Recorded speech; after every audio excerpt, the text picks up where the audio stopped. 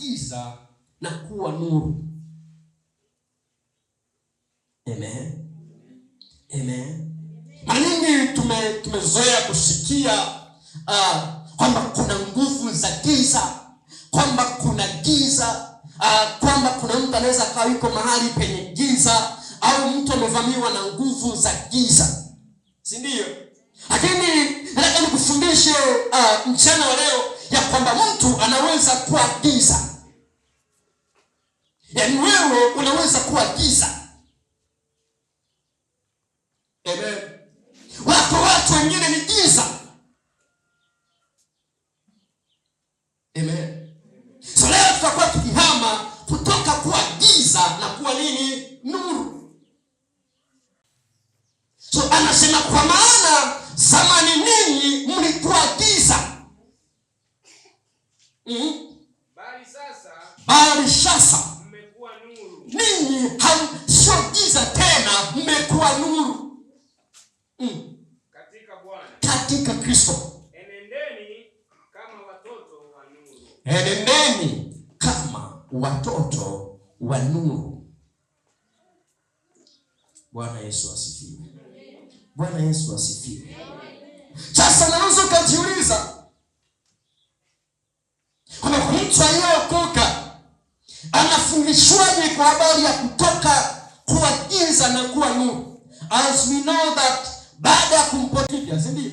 Maana anatoka kuwa giza na kuwa nuru. Sasa tunasema hiyo ni kweli kabisa.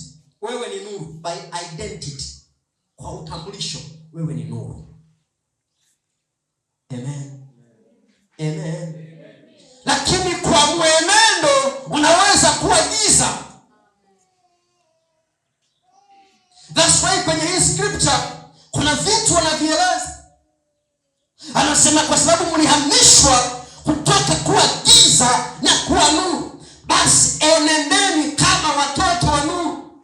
So mtu anaweza akahamishwa kutoka kuwa giza na kuwa nuru, lakini akaendelea kuenenda katika giza.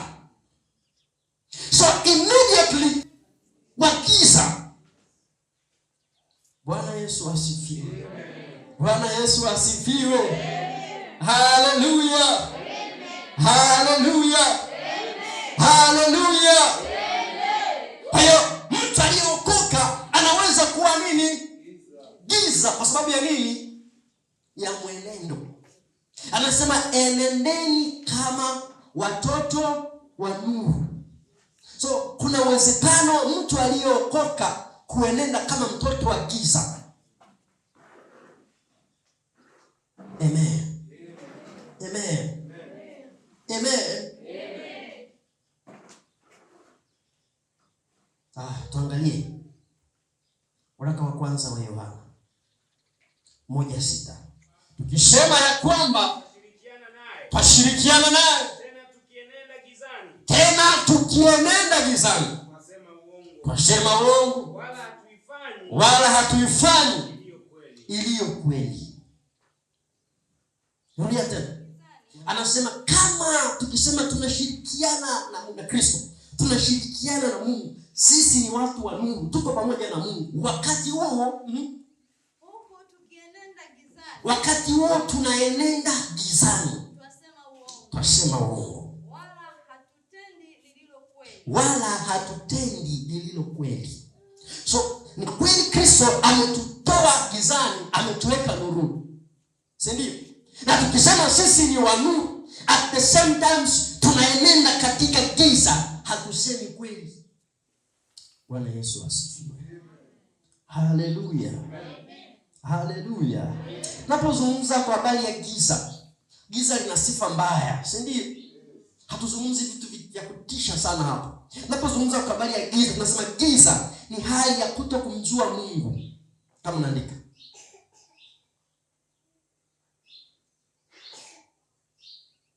sio? Giza ni hali ya kutokumjua Mungu. Jambo la kwanza. Jambo la pili, giza ni kuishi katika dhambi. Kuishi katika dhambi.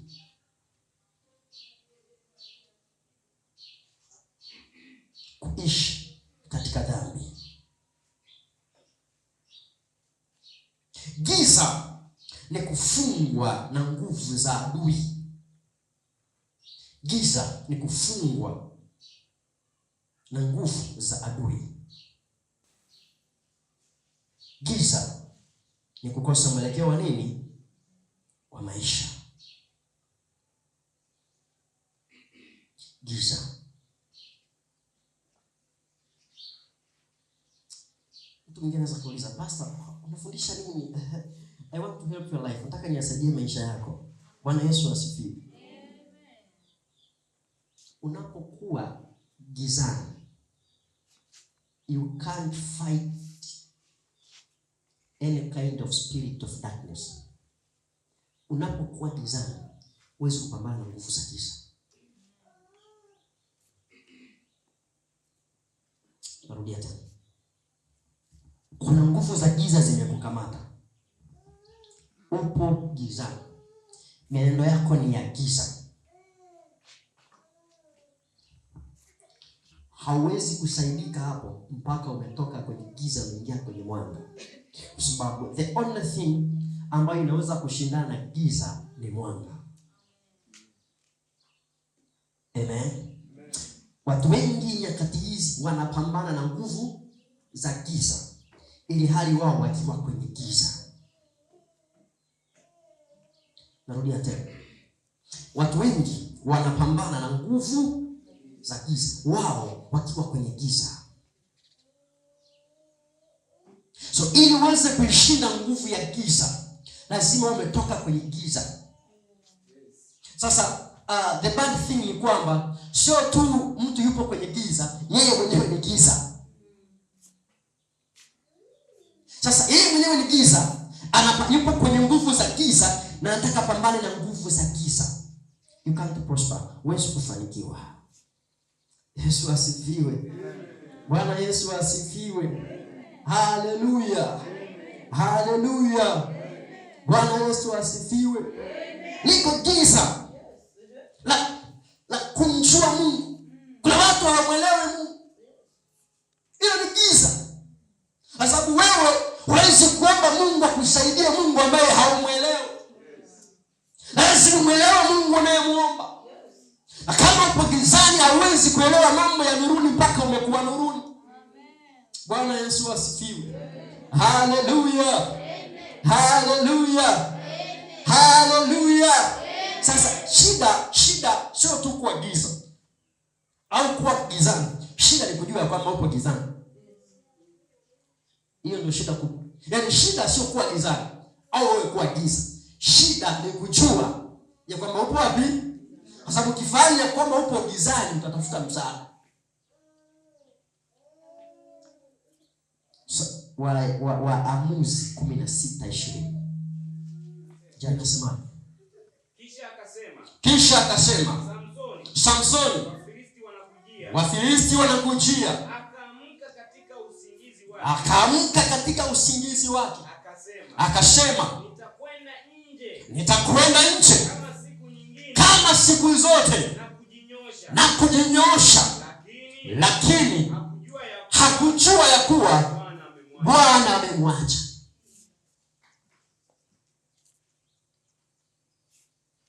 Akasema nitatoka kama siku zote. Nitaenda kupigana na hao Wafilisti. Nitaenda kupambana nao. Nitajinyosha kama ninavyojinyosha. Lakini hakujua ya kwamba Bwana amemwacha. So huyu mwamba anataka kupigana na nguvu za giza, yeye mwenyewe akiwa ni giza, akiwa gizani na hafahamu ya kwamba yupo kwenye giza. Sababu angefahamu ya kwamba yupo gizani, ingelimsaidia kutoka kwenye giza na kutengeneza na Mungu ili awe nuru ili aweze kupigana na Mfilisti. Akasema nitatoka kama siku zote, nitajinyosha na mimi, halafu nitapambana na huyo Mfilisti. Hakujua ya kwamba Mungu amemwacha. Bwana Yesu asifiwe. Bwana Yesu asifiwe. Bwana Yesu asifiwe. Bwana Yesu asifiwe. Kutoka kwa giza na kuwa nuru. Amen. Amen. Amen. Kwa neema ya Mungu utatoka leo kwenye kila hapo kiwa nuru kwa jina la Yesu. Haleluya. Wafilisti hawatakuonea tena kwa jina la Yesu. Wachawi hawatakuonea tena kwa jina la Yesu. Maana utakuwa nuru, sio giza tena. Bwana Yesu asifiwe. Haleluya. Haleluya.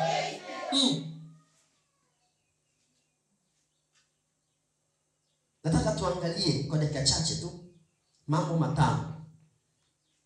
Maana ya mtu kuwa giza. Sasa mchungaji, mtu anawezaje kuwa giza? Tuangalie kwa haraka mambo matano. Jambo la kwanza tumesema ni nini? Kuwa mbali na Mungu. Kwa nini andika namba moja? Kuwa mbali na Mungu.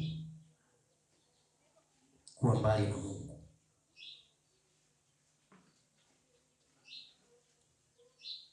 Kuwa mbali na Mungu.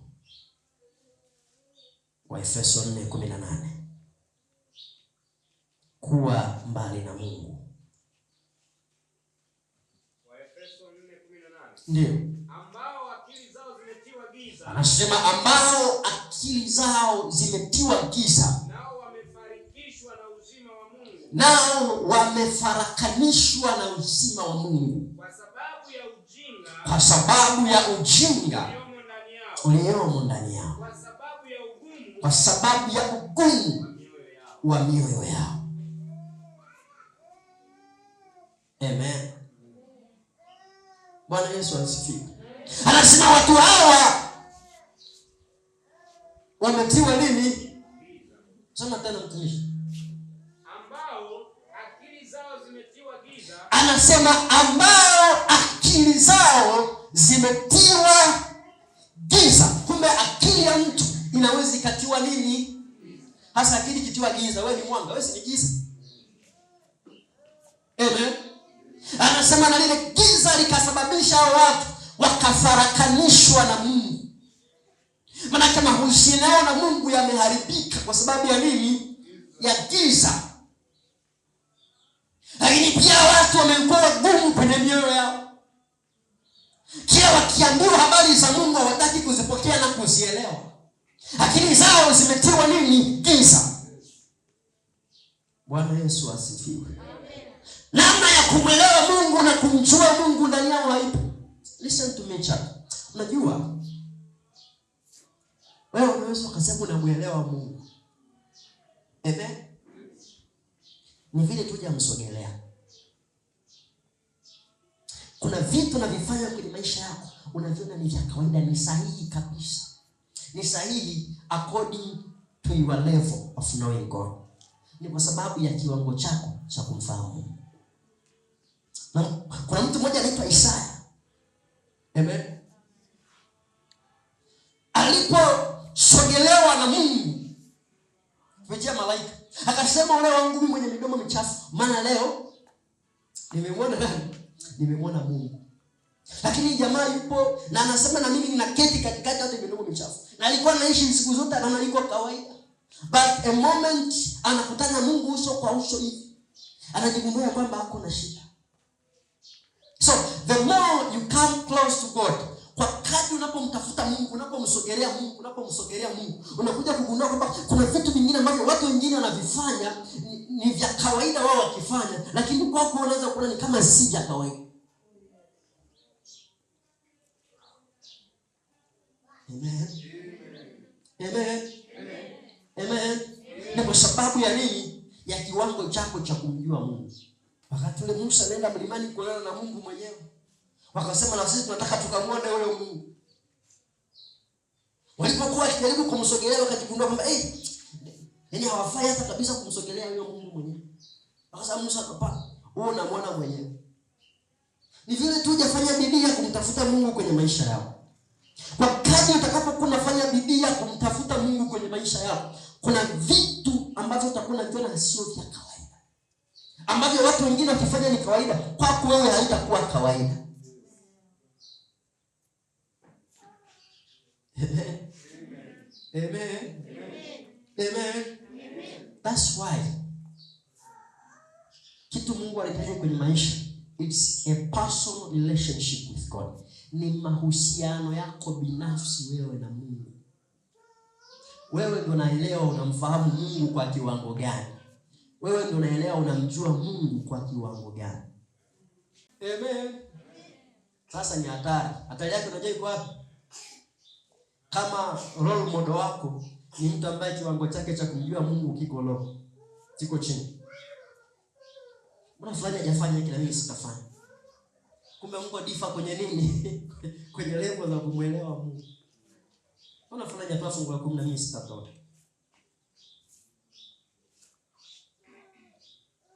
Mbona mmafanya unachelewa kanisa nami nitakuwa nachelewa? Amen. Amen. Tuna level tofauti za kumuelewa Mungu na kumjua Mungu. Amen. Lakini pia tuna level tofauti za namna Mungu ametusaidia kwenye maisha. Tuna level tofauti za namna tulivyomuona Mungu kwenye maisha yetu. Bwana Yesu asifiwe. Bwana Yesu asifiwe. Kwa hiyo ukiona wewe unaomba dakika 5, mwingine anaomba dakika 10, kila mtu ana namna yake anavyomuelewa Mungu. Bwana Yesu asifiwe. Haleluya. Haleluya. Haleluya. Kwa hiyo giza la kwanza ni kumjua Mungu. One of the thing ambayo adui anapambana nayo ni kukuzuia wewe usimjue Mungu uliye naye. Hiyo ndio jambo la kwanza. Jambo la pili, usimwelewe Mungu uliye naye.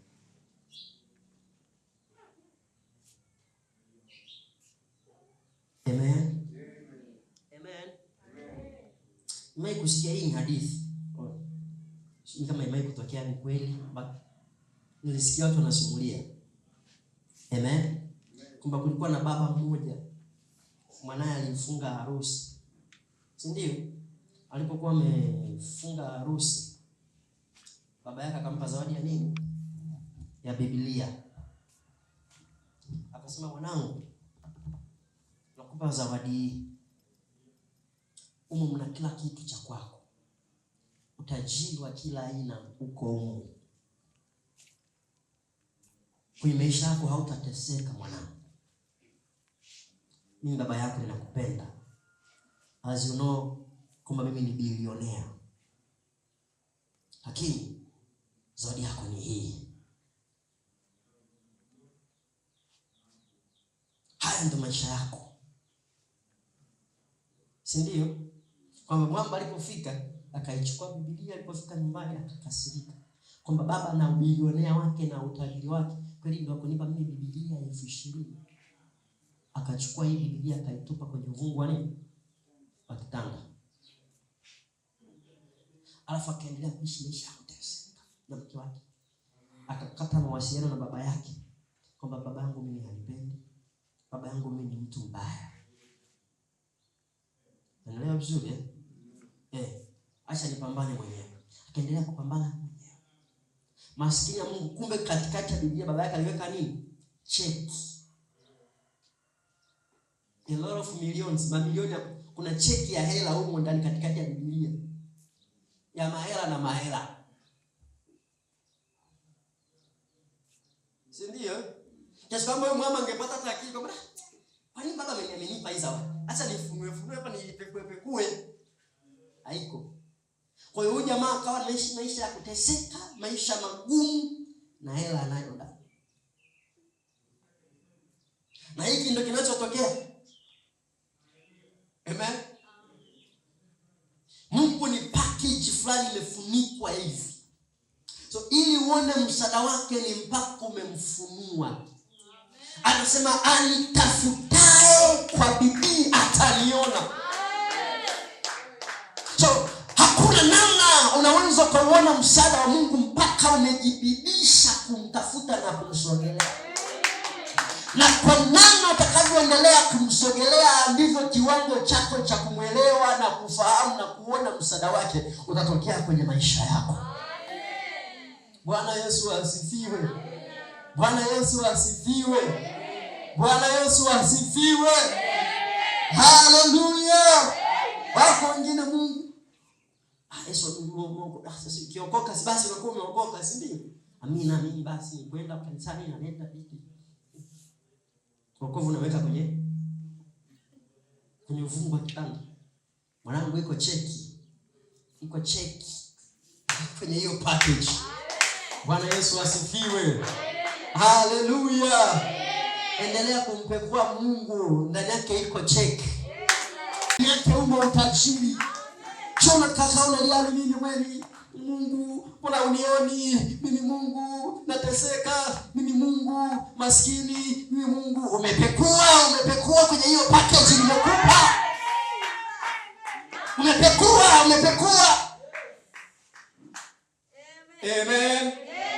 Amen. Unapohudhuria ibada za maombi mwanangu, hapo unapekua. Unapohudhuria ibada ya neno, hapo unapekua. Unapokutana na revelation ya mafunuo ya kimungu, hapo unapekua. Ninapokuja neno la kukutoa mahali kukupeleka mahali, hapo unapekua. Lazima utafute. Amen. Amen. Amen. Haina maana ukiokoka basi vitu vinaanza kujipa tu vinajipa. No. You have to fight. Mtafute Mungu, jibidishe. Mungu mimi nataka nione. Umesema nataka nione. Pekua. Sikai kiasara mwanangu. Bwana Yesu asifiwe. Haleluya. Haleluya. Andaga siku moja wakati tumeanza huduma maisha magumu, tumebakiwa na shilingi 200 tu. Kama yule mwanamke wa Selepta alisema nimebakiwa na kibaba changu yule na mwanangu tukafa. Shida wakiwa 200 tu na mke wangu 200. Tukasema leo nataka tumuone Mungu. Mungu Yesu amesema ametuita. Nataka leo tuone kama mke wangu hatupiki simu popote wala hatuombe kwa mtu yeyote. Nataka tumuone huyu Mungu. Piga magoti hapo. Tukaanza kuomba. Na hatujui 200 kisha hatuna kazi yoyote tunayofanya, hatuna chochote. Tuna maisha magumu vibaya. Bwana Yesu asifiwe. Tukapiga magoti tukaomba. Tukaomba mbele za Mungu, tukaomba kwa kulia. Amen. Sunday hivi shanga simu inaitani mtu tumepoteana naye miaka ya kutosha. Kashakuwa komando wa jeshi. Yuko Dodoma huko. Anambia pastor vipi safi? Nina mzigo wako natokea Dar es Salaam, nina mzigo wako. Mzigo wangu haya. Uko sehemu gani? Nikitokea Msamfu, ndio kivuka tuta la mwendo kasi niko hapa. Bwana Yesu asifiwe. Nilisubiri mpaka saa 6 za usiku tuko macho tunasikilizia. Sasa huo ndio muujiza wa Bwana mwenyewe. Bwana asifiwe. Inafika saa 6 na nipigia bwana, ndio nafika. Anatokezea nguzo mbili pale isha. Utagari juu ya kimona. Inapaki hapo. Nashuka mwamba amepiga combat za jeshi na mikanda mekundu iko hapo na kosi hapa. Watu wanashuhudia pale nguzo mbili mwamba tunakutana naye. Yaani jamaa mimi tunakutana naye hapo. Anasalia, pastor za siku bwana, safi kwema ndugu yangu kwema. Fuate. F16. Afu tunaangana. Watu wanapika chips pale wanashangaa. Jamaa atakuwa salama wa taifa. Hii mida hii. Tawe Yesu mwache bwana. Amen. Bwana Yesu asifiwe. Nini hujapekua mwanangu? Pekua. Bwana asifiwe. Amen. Sasa wewe umeingia na pekua, wewe umeweka chini ya ufungu. Hafu mwenzao amefanikiwa, baadaye unaanza kuona wivu. Bwana anajidai. Anajifanya. Anajidai wapi? Pekua. Si ndio? Yaani mimi nifunge siku 7 wewe usifunge afu tuwe na matokeo sawa kwa Mungu. Mungu ni Mungu wa haki wapendwa. He is a righteous God. Mungu ni Mungu wa haki. Na Mungu hadhihakiwi. Apandacho mtu ndicho atakachovuna. Mungu huwa anaiangalia bidii ya mtu. Amen. Amen. Hebu fikiria Bwana tu Biblia, kupekua tu Biblia, kupekua. Angekutana na cheki, akalala. Na baba akasema, acha ateseke hata kufafu. Si nimempa uvivu tu kuifungua hii. Kufungua ione cheki huko.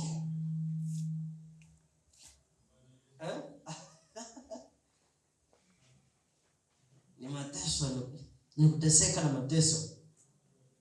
Watu wangu wanaangamizwa kwa kukosa nini? Amen. Sio wanaangamia, wanaangamizwa kwa kukosa nini? Bwana Yesu asifiwe. Bwana Yesu asifiwe. Mungu hajatuokoa tuteseke. Amen. Hakuna mtu ambaye anatamani mwanae ateseke. Ila shida ni kwenye nini? Pekua. Kwa Mungu mpaka tunakuja hapa mna washirika. Lakini hatuachi. Tunapekua.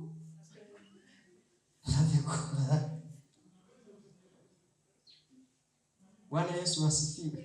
Amen. Bwana Yesu asifiwe. Amen. Unajua kuna wakati mtu unaweza kawaza, si ndio? Kwamba hivi mimi na hawa watu nani mwenye shida sana na mwenzake?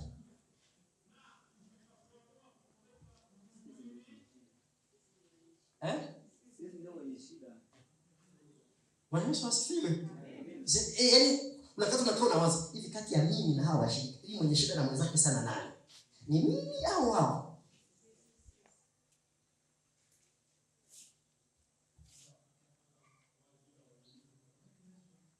Amen. Kwa sababu mimi ni simple tu, mkinikataa nenda zangu Mwanza, nenda Dodoma, nitawakuta watu. Sina upako. Miujiza ninao, Yesu amenibariki anointing. Si ndio? Amen. Na Mungu alivyo, sikiliza, Mungu alivyo.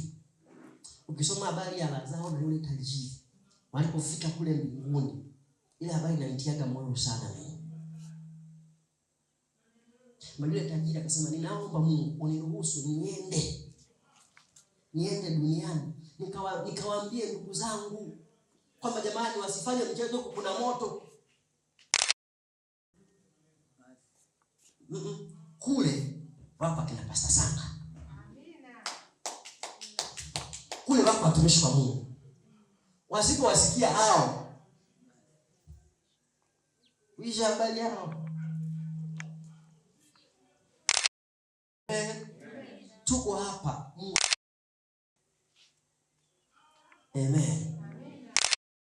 Yesu asifiwe. Mtumishi wa Mungu ni msaada wa Mungu kwa mwanadamu. Bwana Yesu asifiwe. Hallelujah. These are spiritual things. Hivi ni vitu vya kiroho sana, watu wa Mungu. Ndio kupekua kwenyewe. Amen. Amen. Nianza nime. Tulipata darasani na kina mzee Mkubala wiki iliyopita. Nimeanza kutoka kwenye topic hii. Ndio tukijifunza namna ya kuhubiri. Kanuni 10 za mhubiri. Kuna moja ya kanuni hapaswi kutoka kwenye nini? Mhubiri. Lakini mimi bado niko kwenye mada yangu ile ya kumjua Mungu. Si ndio? Kwa hiyo jambo la kwanza, mtu kuwa kwenye giza. Amen. Yaani ni kama kipofu, umemwekea milioni 10 hapo. Umemwekea ugali hapo. Anatafuta aone, lakini ndio huko hapo, ndio anao ugali ndio huko hapo yani. Kwa sababu ya nini? Ya giza. Amen. Maana ya mtu kuwa giza ya pili ni kuishi katika dhambi.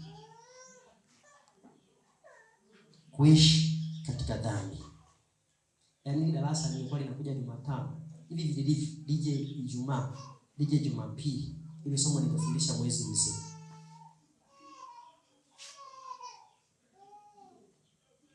Amen. Nilifundisha mwezi mzima.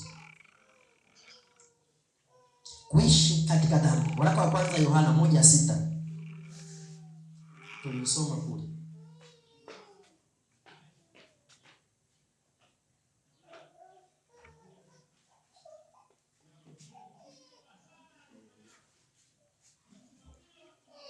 Mtu asome hapo. Waraka wa kwanza wa Yohana 1:6. Ndio.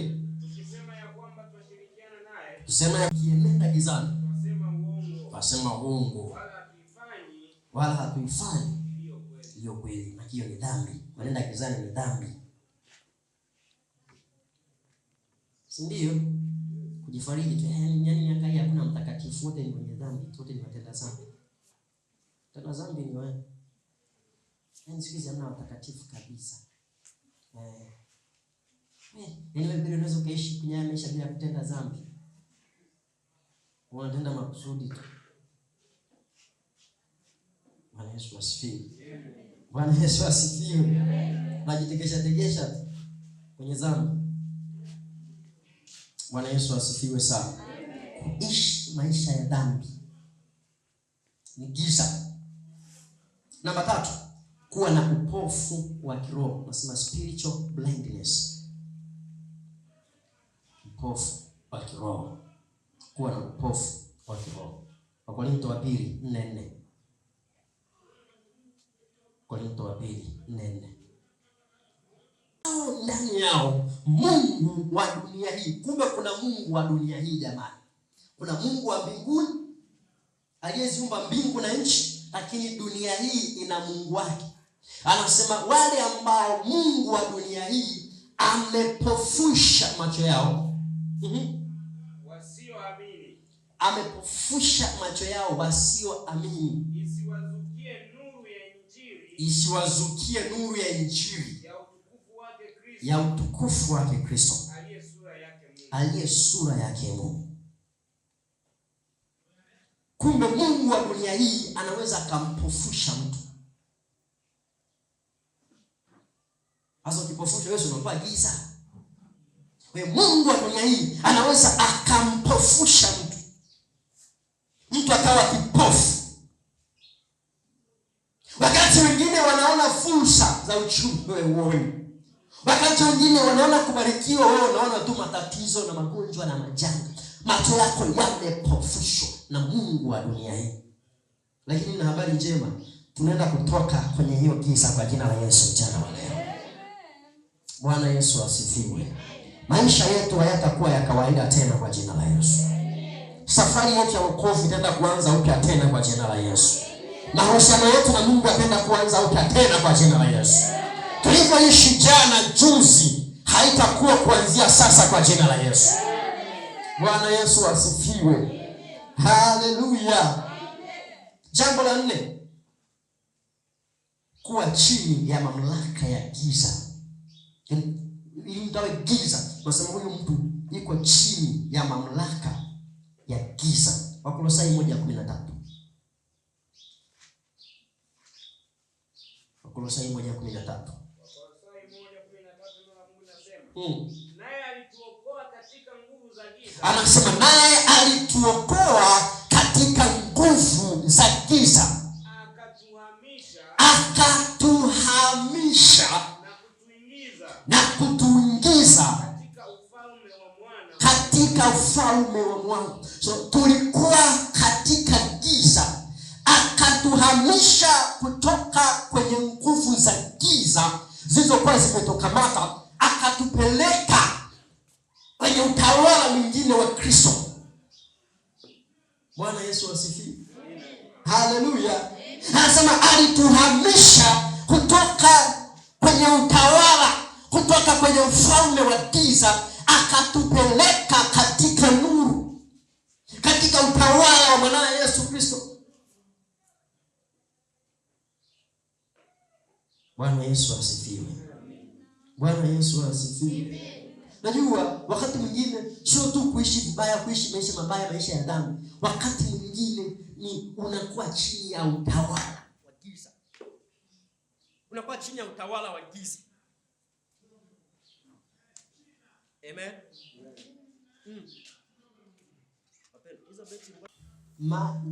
Maana nyingine ya mtu kuwa giza, tunasema ni kukosa nuru ya neno la Mungu. Ni kukosa nuru ya neno la Mungu. Kukosa nuru ya neno la Mungu. Zaburi 119 mstari 105. 119 mstari wa 105.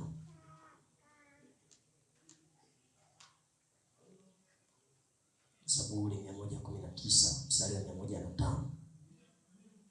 Zaburi 119:105. Ndio. Neno lako ni taa ya miguu yangu. Anasema neno lako ya yangu. So mtu ambaye hana neno anakuwa ni giza, kwa sababu neno la Mungu ndio taa na mwanga wa njia za mtu. Bwana Yesu asifiwe sana. Haleluya. Haleluya. Tumekuwa tukiangalia maana 5 za mtu kuwa giza.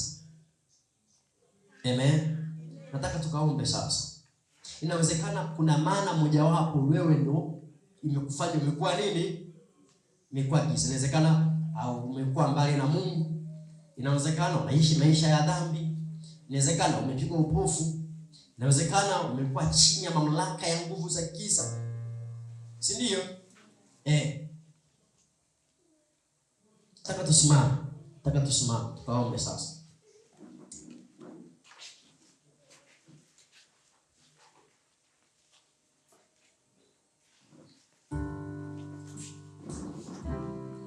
Angalia kitabu cha Yohana 8:12. Kitabu cha Yohana 8:12. Yohana Mtakatifu 8:12. Neno la Mungu linasema. Ndio. Basi Yesu akawaambia tena akasema. Mimi ndimi nuru ya ulimwengu. Yeye anifuataye hata kwenda gizani kamwe. Bali atakuwa na nuru ya uzima. Nataka tusimame wote, tusimame kabisa. Hata kama una mtoto pakatie tu.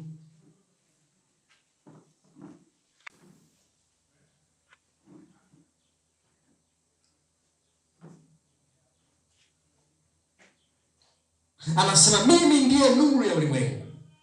Yeyote atakayenifuata mimi Kristo, huyu mtu hataenda gizani tena. Huyu mtu atakuwa nuru. Umekuwa giza kwa sababu hujamfuata Yesu. Ukiwa umefumba macho yako, inawezekana uko hapa. Uliwahi kuokoka lakini ukarudi nyuma. Unatamani kutengeneza na Mungu upya maisha yako. Kwamba Mungu, natamani niwe nuru. Sitamani kuwa giza. Unaweza kunyosha mkono wako kukusaidia. Natamani kutengeneza maisha na Mungu. Kwamba Mungu, nilikuwa giza, nilikuwa nuru, lakini nikarudi nyuma. Nilikuwa gizani. Natamani kuwa nuru tena. Natamani kukufuata Yesu kwa viwango vingine tena zaidi ambavyo nimewahi kukufuata kwenye maisha yangu. Unaweza kunyosha mkono wako niombe nawe.